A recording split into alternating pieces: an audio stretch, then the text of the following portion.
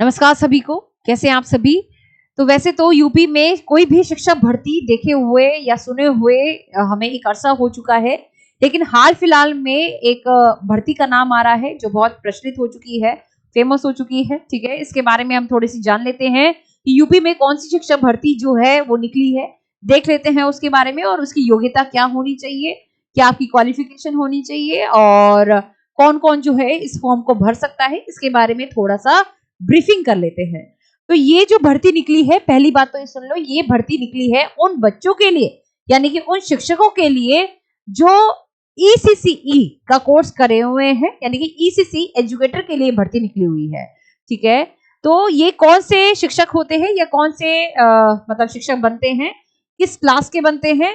ये बनते हैं 3 से 6 साल की जो बच्चे होते हैं, 3 से 6 साल की उम्र के जो बच्चे होते हैं उनके अध्यापक बनते हैं 3 से 6 साल। ठीक है, जिसे हम कहते हैं पूर्व बाल्यावस्था यानी कि अर्ली चाइल्डहुड। तो इनकी जो पदों की संख्या आई है, वैसे तो बहुत ज्यादा है, 10,684। ठीक है, देख रहे हो यहाँ पर 10,684 पद जो है यहाँ पर निकले हुए हैं। और यहाँ पर इनकी जो सैलरी रहती है, बड़ी दुखद की बात है ये, बहुत दुखद की। मतलब अगर वैकेंसी आई भी है, वैकेंसी कैसे आई है, सिर्फ 11 महीनों के लिए आई है, यानी कि संविदा पोस्ट के लिए होती है। संविदा का मतलब क्या है, एक तरीके से समझिए कॉन्ट्रैक्चुअल होता है। अब कॉन्ट्रैक्चुअल का मतलब ये होता है कि कभी भी आपको निकाला जा सकता है। वैसे तो इसका एक एक्सटेंडेड वर्जन है, इसलिए मैं इसको लेके भी नहीं आई क्योंकि परमानेंट नहीं थी, इस वजह से यह भी एक कारण बनता है। लेकिन यदि यहाँ पर वैकेंसी आई है, यदि आप योग्य है, तो आप ये मत सोचिए कम सैलरी है। एक बार आप सरकारी सेवाओं में जाइए तो सही, मतलब एक बार घुसे तो सही।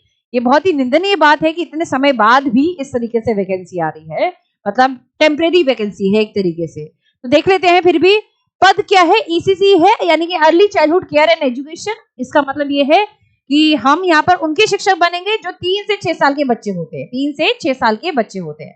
फिर यहाँ पर पदों की संख्या कितनी है, 10,684 है। देख सकते हो, नियुक्ति जो है कॉन्ट्रैक्चुअल पर होगी, कॉन्ट्रैक्चुअल बेस पर होगी, यानी कि एक तरीके से 11 महीनों के लिए होगी, 11 माह के लिए यहाँ पर नियुक्ति होगी। सैलरी कितनी है आपकी, 10,000 है। 10,000 कम होती है, मानती हूं मैं ये बात, लेकिन एक बार सरकारी सेवा में घुसना भी जरूरी है। 10,000, 313 वैकेंसी यहाँ पर, 313 जो है वो सैलरी है। अब बात आती है, ये मेन बात है कि आपके पास क्या योग्यता होनी चाहिए, एलिजिबिलिटी क्या होगी। या तो आपने ग्रेजुएशन किया हो, ग्रेजुएशन में आपके 50% होना जरूरी है। और यहाँ पर 5% छूट जो है उन लोगों को मिलेगी जो आरक्षित है, 5% छूट मिलेगी यहाँ पर। ठीक है, जो आरक्षित है यानी कि रिजर्व कैटेगरी के हैं।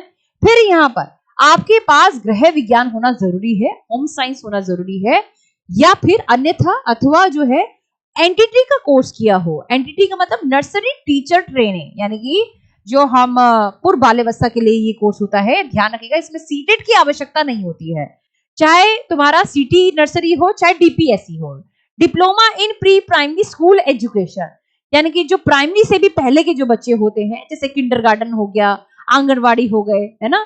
तो जैसे ये छोटे छोटे बच्चे होते हैं, केजी सुना होगा, यूकेजी सुना होगा, ऐसे सुनते थे ना पहले, तो उन लोगों के आप अध्यापक बनने जा रहे हैं। और करना क्या होगा, ऐसे बच्चों के लिए, जैसे आप सभी ने सुना है कि ऐसे बच्चों के लिए, क्योंकि early childhood care and education है, तो ऐसे बच्चों की देखभाल के लिए ये आंगनवाड़ियों की आवश्यकता होती है।